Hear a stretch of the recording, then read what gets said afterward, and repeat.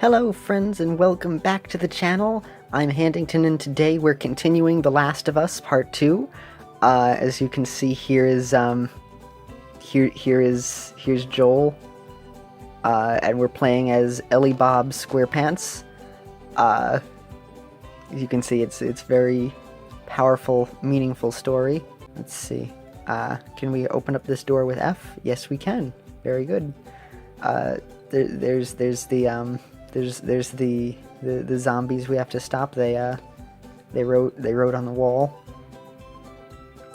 And look at this game. Clearly I don't understand what the issue is, because this is a masterpiece. Make myself a snack, but there's no time. Yeah, you remember that's a reference to The Last of Us. Everyone remembers that famous quote. SpongeBob SquarePants Battle for Bikini Bottom and The Last of Us Part 2 are wildly different games and should not be compared to each other because they're completely different experiences, but at the same time one of them is beloved by audiences and the other one seems to be panned by a lot of audiences. I know, shocking after how much time went into the game, and I know there are some people who enjoy it. So, for whoever enjoys The Last of Us Part 2, I am very happy for you. I'm glad that it is an experience worthy of waiting. For me, this is so much of my childhood. This is the kind of thing that I would rather spend my time doing, because this just makes me happy. This is just wonderful. I love it.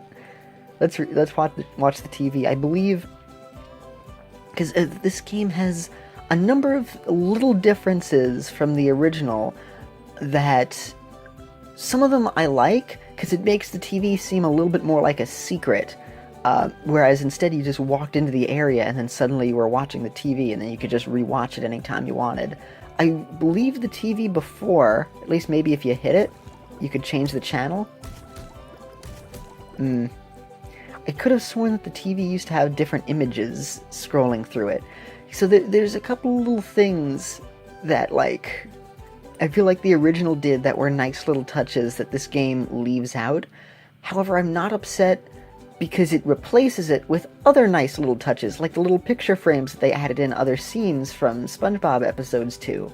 So it's like they focused their attention and missed some details, but added new details to other places, so I like it. I don't think this is a definitive version. Me personally, I think I'll enjoy both of them as two different experiences, which I still think the original version looks great, but this is in HD and has a lot of work to the textures and the sand, and it feels so much like a cartoon in its design that it's just great, and I love this. So get this game, please support the developers. I heartily recommend it. Oh, interesting.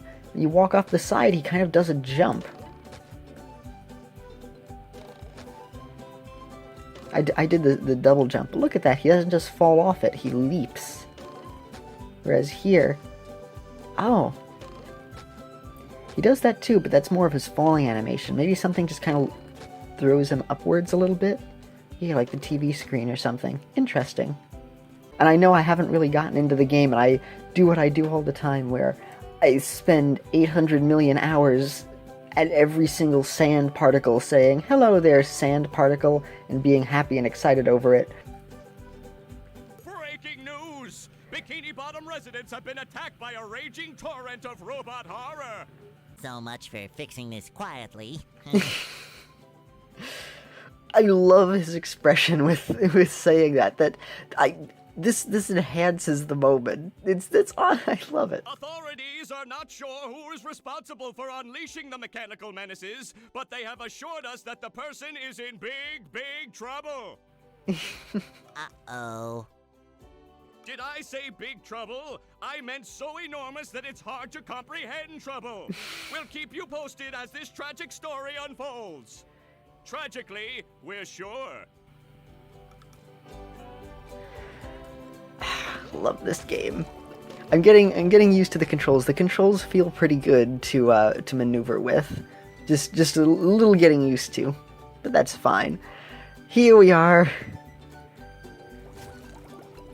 Yay! All right, let's get these shiny objects missed last time. Bed bounce and beyond. Oh, I already got them from up there. Let's read the sign. Made jump by pressing space and then space again for a double jump. Yeah, okay.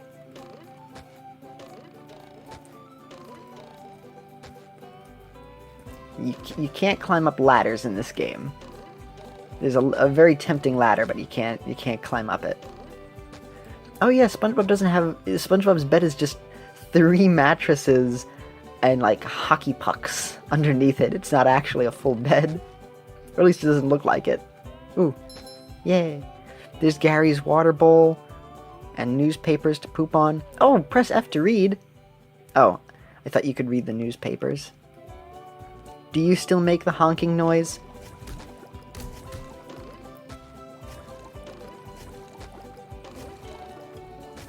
See, this is something that they shouldn't have taken out. Because you'd hit this and it would make the foghorn sound. Honk. I remember that.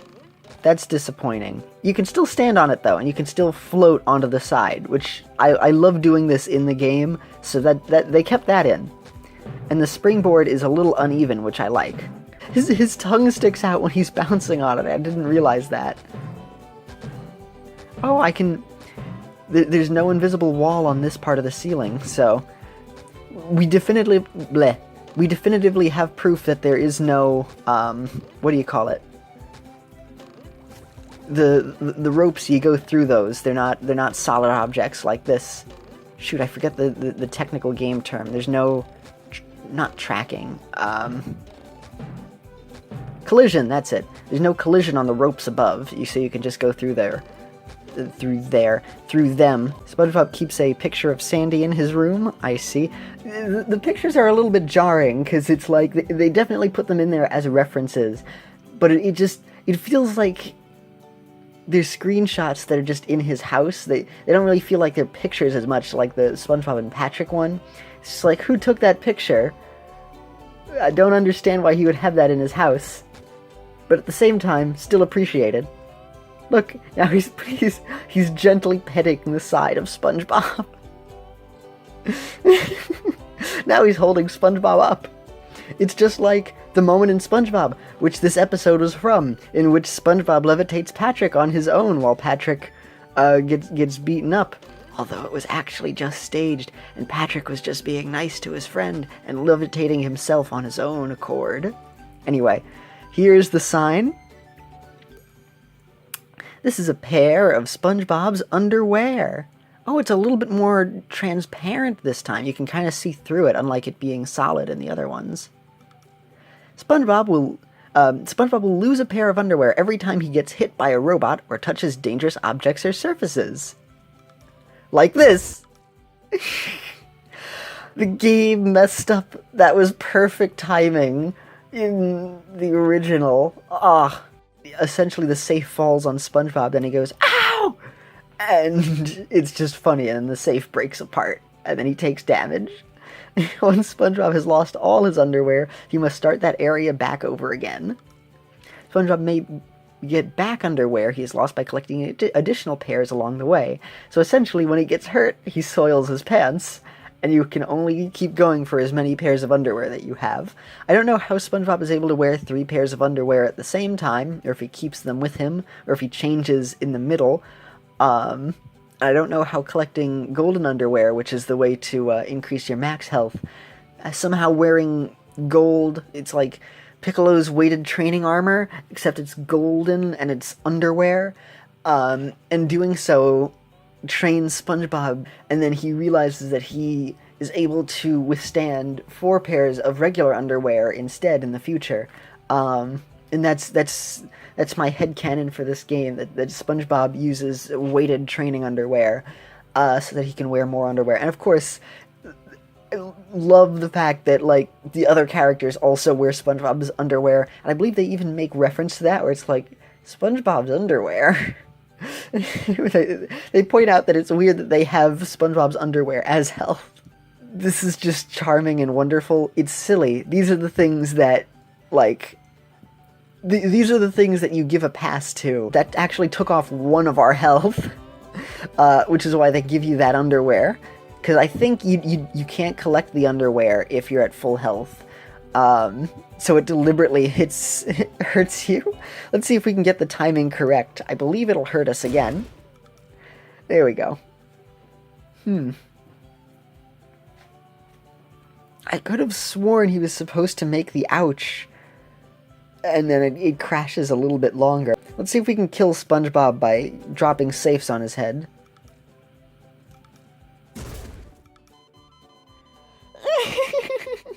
There we go. He's dead in the middle of reading the sign. As long as these pants are square and this sponge is Bob, I will not let Bikini Bottom down. I don't remember if that line was in the original game, but that one was a re-recording of an actual line from the show. Maybe a little bounce on the old bed. Except you can't bounce on the bed, you only bounce on the diving board above your bed.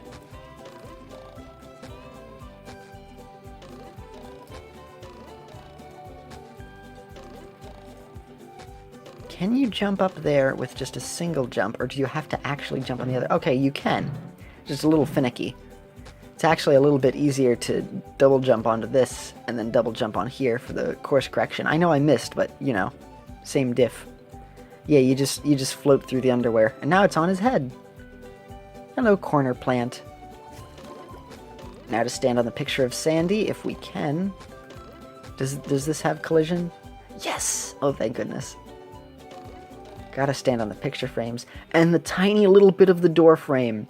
I love that so much, because it feels like you can explore the environment. Imagine how much fun it would be if you could stand on top of the picture frames in Mario 64. That's what this feels like. It's just like, yay! And I love that. Okay. This is where I keep all my old comic books. It's a lot of old comic books, Spongy. Collect. Hey, look at all the books. In the original, were the books just flat? Like just a flat picture? I wonder if they made the 3D models for the books. If so, awesome. Ooh, let's collect these. Yay! Oh, it's a little red X on the floor instead of the little Viking helmet. But at the same time, the little red the Viking helmet would sometimes glitch into the ground and be a little bit off at times. So maybe if they make the X look a little bit better, that'll be fine. And making it a red X, this still has a lot more personality than if it was just some random reticule or some other target. Because I love that it looks like it's painted. So it still feels good. This is another change that they made where it's like, it's different than the other one, but still charming, and I enjoy it.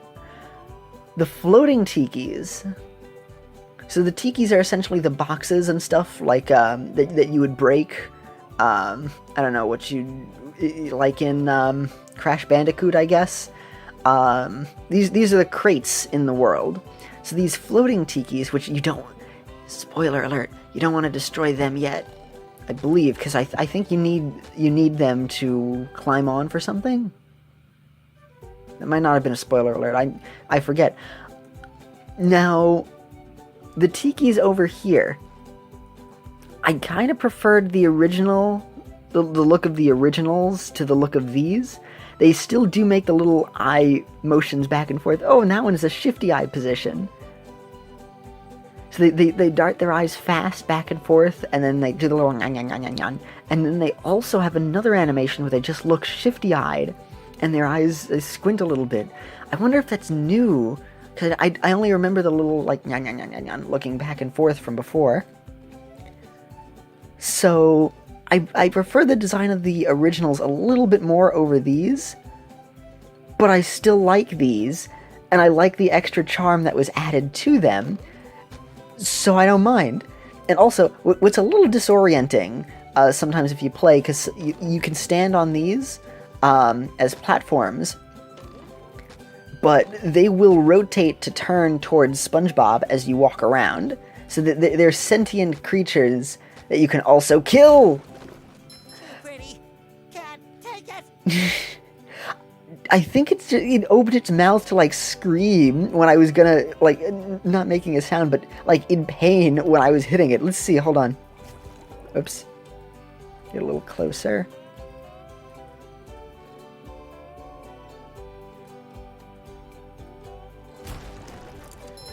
I could have sworn it opened its mouth a little wider, like you could insert a scream of, like, no, and then gets destroyed. Now here, the library is a little dark, so I'm gonna brighten it up a bit. Gameplay video settings, here it is. The top one, already selected. So I like this over here, but in order to see the library a little bit better, I will make it a bit brighter. There we go. See, the library should look like this, even on the lower camera setting. Oh, it's gorgeous, though. Now everything isn't just red. You can see all the other colors of the books. Oh, this is great. I love the look of the rainbow on there. And there is our first sock. Oh, you can see, there's the little, what do you call it? The boat steering wheel. This is where I keep all my old comic books. Oh, I forget what they're called. The boating wheels. That's on the top of his thingy. You can't... Oh, there we go. I forget what they're called. I don't know what... No, the mast is the thing that supports the sail. Boat wheel. Boat steering wheel. I'll remember it eventually. This looks great. The buttons are a little smaller, though. Part of their fun was that they were literal gigantic buttons. And you can't stand on this door because that would break some of the puzzle. Alright, let's read the sign. Ah, it appears the oil burner has turned on. In the original, there was always a section for you to see progress on your Mr. Krabs and Patrick stuff. But yeah, these were in the original map, where they had a list of, like, you can get 10 spatulas from here. Yeah. Return 10 socks at a time. Yeah, so they're like the blue coins from Mario Sunshine, except they actually contribute to beating the game. Because I found out in Mario Sunshine, you don't need a single blue coin to beat the game. Because all of the shines you get from it are pointless, because the only way to progress in Mario Sunshine is to beat the 7th level of every world. Which is annoying. It actually isn't based off the shine sprites you get, which is just... It's really annoying. But in this game, the socks actually have value. So, yay. So let's bubble bash this bubble button. And that makes a gigantic beach ball appear. Yay! And this is what you can use to get to that button. It's finally stopped, thank goodness. You can use that to get over here. And now we have a time limit. You have to get up there. No. I remember the first time I played this when I was little, this was super hard for me. I had so much trouble trying to get up there in time. This is where I keep all my old comic books. And then after a while, I was able to figure out how to do it pretty easily. But it appears I still need to get used to things.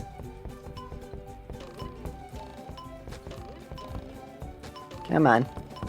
This is where I keep all my old comic books. There we go.